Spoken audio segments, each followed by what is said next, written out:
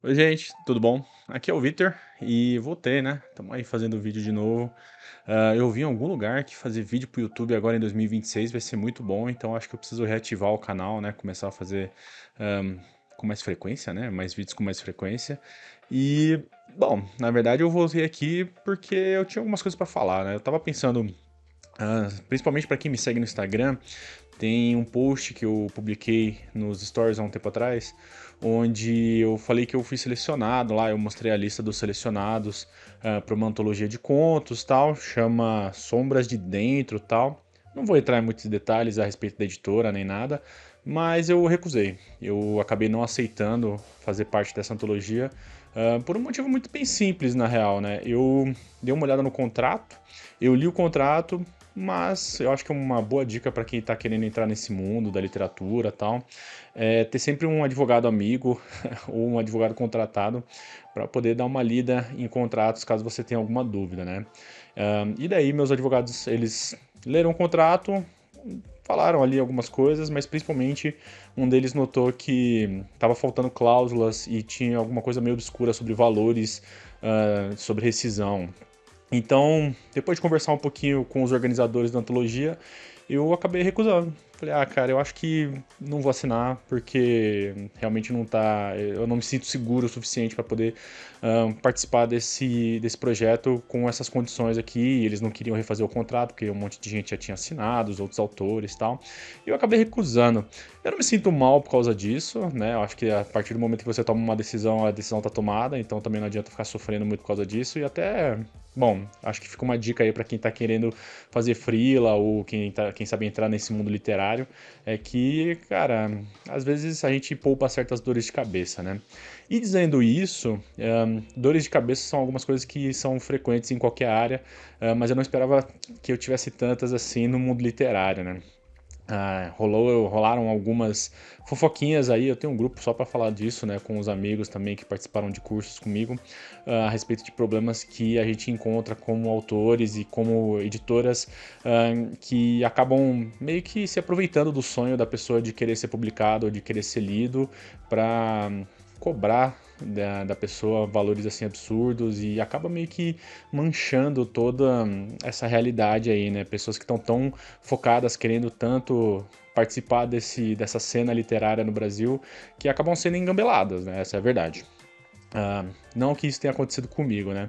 Então, é só para pensar a respeito desse 2026 aí que começou dessa maneira, pensando bastante a respeito da literatura em geral, né? E como que eu gosto. Vocês estão vendo aqui, eu tenho uma porrada de livro. Como que eu gosto desse universo e agora que eu estou inserido nele como autor e buscando oportunidades como autor, eu vejo que, assim como qualquer área de trabalho, né? Porque eu também tenho que encarar isso como um trabalho. Eu sei que por enquanto tá um negócio muito irrisório, eu não ganho dinheiro com isso, mas eu encaro sim como uma forma ali de eu, quem sabe no futuro, conseguir algum pouquinho mais de visibilidade, né? E é muito louco pensar a respeito de alguns dados. Tem um canal, um site que eu gosto muito, que é o Publish News, e lá eles colocam algumas coisas bem interessantes a respeito do mundo literário, mais vendidos, notícias, eventos, prêmios, tudo que está acontecendo. E uma coisa que eu vi há um tempo atrás é que existem muito mais editoras no Brasil do que livrarias, né? Então é muito louco, porque você tem muito mais gente teoricamente produzindo ou ajudando a produzir os livros e menos espaço para você poder escoar essa produção, né? É muito doido pensar a respeito disso.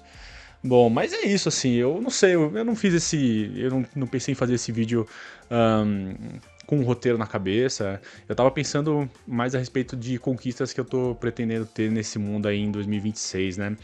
Eu fiz alguns posts no final de 2025 falando sobre coisas que eu estava esperando. Por exemplo, a Medusa Editorial, que é uma editora que eu já trabalho com eles já faz um tempo os meus livros aqui também atrás. Esse aqui, o Absais, foi o primeiro livro que eu publiquei com a Medusa Editorial e de lá pra cá eu tenho feito uns trabalhos bem interessantes com eles. Eu gosto do jeito que eles trabalham, eles são bem objetivos no que eles querem, eles não têm problema nenhum em ser transparentes, eles conversam com os autores, eles tiram dúvidas, e os contratos são bem redigidos, são tudo certinho, não tem problema nenhum, né? Então eu gosto disso. Eu escrevi um conto em novembro, mandei para alguns, aliás, recapitulando, né? Eu escrevi 3 contos no mês de novembro, e mandei para a Medusa Editorial para 3 editais diferentes. Desses 3, um foi aceito, que é o Goetia. Eu fiz uma divulgação dele aqui, mas tá meio fraco, né? Janeiro é sempre assim, meio complicado. Mas ele tá para chegar, eu comprei e daí quando ele estiver aqui eu mostro para vocês. É uma história legal, faz parte desse universo das bruxas aqui, do Corpo Estranho, que é esse meu livro aqui que todo mundo já conhece, que eu já viu falando dele aqui, só tem post dele praticamente no meu Instagram também. E eu pretendo continuar assim esse ano, eu pretendo continuar fazendo bastante coisa, principalmente em relação aos contos, né? Um amigo meu, Giovanni Filoni, a gente se encontrou há um tempo atrás na reunião que a gente faz do pessoal do curso, a gente tenta fazer com todo mundo, né? No começo do ano, em janeiro, que é quando todo mundo pode. E ele perguntou se eu ia fazer mais livros, mais um romance desse, longo, no universo do Corpo Estranho. E eu fui bem sincero com ele, eu falei, cara, eu tenho a história, ela já tá meio que na escaleta, né? Eu meio que já fiz os pontos principais, coisas que eu gostaria que tivesse e tudo, mas eu não comecei a escrever ainda porque eu quero focar em outra coisa. E o que eu quero focar nesse momento é nisso aqui, né? Esse aqui é o livro da animação japonesa de 1907 a 1999, que é parte da minha dissertação de mestrado, né? Eu vivo falando disso, eu fiz um mestrado focado nos filmes do Hayao Miyazaki, que é um diretor famosíssimo aí de animação e tal. E esse aqui é parte dela, né? Esse aqui é só a parte histórica, porque como eu queria entender um pouquinho mais a respeito do diretor e das referências que ele teve, eu tive que ir voltando. E daí nessa parte de ir voltando e voltando e voltando, acabou gerando um monte de coisa, né? Um monte de material ali para eu poder trabalhar, principalmente no que diz respeito à parte histórica mesmo, né? Quais foram as referências, os principais filmes de animação que tiveram no Japão, as influências, né? A maneira de produção, como que ele mudou durante todos os anos, a Segunda Guerra Mundial que impactou, até dar origem a isso aqui. E eu queria agora, esse ano, tomar vergonha na cara e finalmente pegar o grosso da minha dissertação, que são os filmes do Hayao Miyazaki, são as análises que eu fiz sobre as obras dele, e transformar aquilo num livro de verdade, né? E, bom, eu vou fazer isso, mas eu tentei, há uns dias atrás, pegar, né, pra ver como é que eu ia fazer, e é um trabalho, assim, absurdo.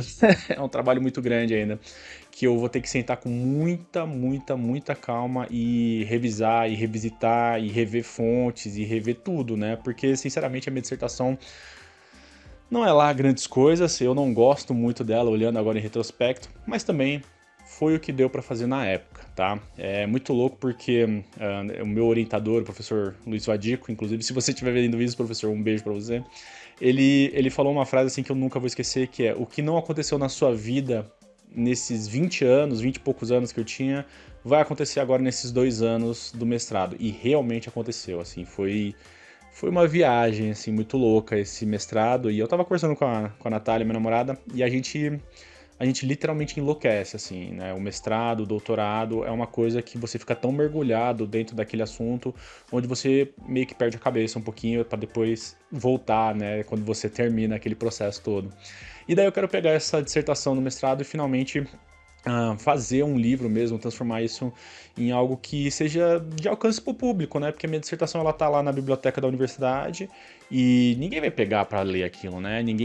As pessoas não veem isso. Diferente, por exemplo, de um projeto como esse aqui, que foi financiado no Catarse, né? Junto com a Labora Livros, e mais de 300 pessoas apoiaram, assim. Foi um negócio absurdo e foi muito legal também todo o processo de produção do livro, né? A Lua, que é a minha editora do Labora Livros, ela é uma pessoa incrível e ela me ajudou pra caramba. Ela também foi uma pessoa super receptiva, né? E a gente conseguia conversar bastante a respeito do que a gente esperava pro projeto e ficou, assim, maravilhoso. Ficou realmente muito bonito esse livro. Isso aqui eu me orgulho muito de ter feito.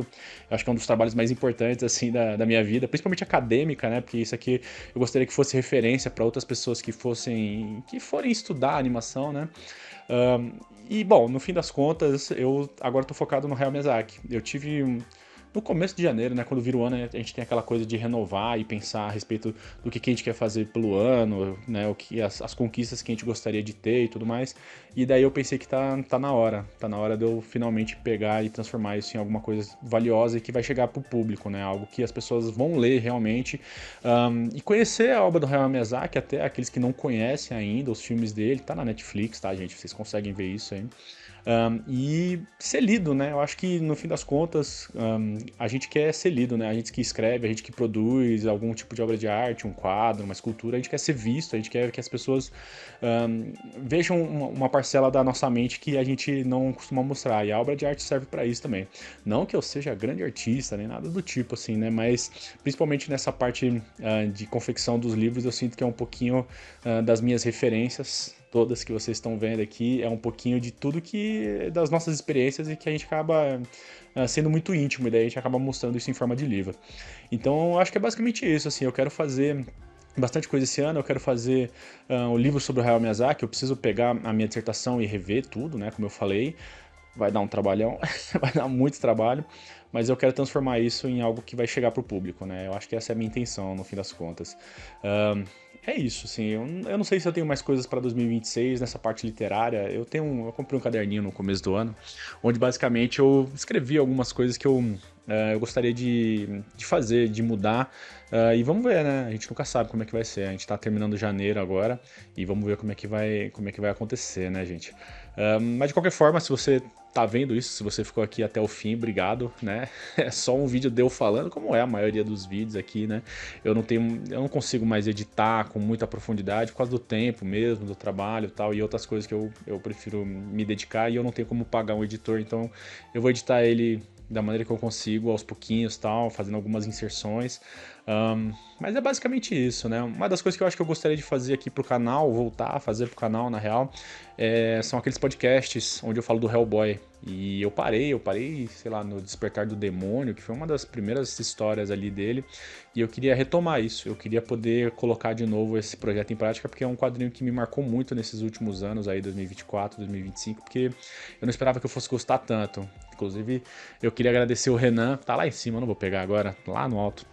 Eu queria agradecer o Renan, que mora no Canadá, que é um amigo meu, que trouxe pra mim o Screw on Head, numa versão de aniversário de 20 anos, assim, maravilhoso. Obrigado, Renan, por trazer esse presente pra mim, cara. E é isso, assim, gente. Eu vou continuar tentando atualizar vocês, vou tentar estar um pouquinho mais presente nas redes sociais nesse ano que vai ser bastante conturbado de 2026 aí. Mas vai dar tudo certo, tá? No fim das contas vai dar tudo certo. Também, logo menos, eu queria dizer que vai ter uma novidade, né? Eu vou ter uma novidade aí pra contar pra vocês e eu queria saber se eu poderia contar com a ajuda de vocês. Mas isso é um outro momento, tá bom? Tomara que o trabalho de vocês não enlouqueça a mente, não adoeça a alma e tchau.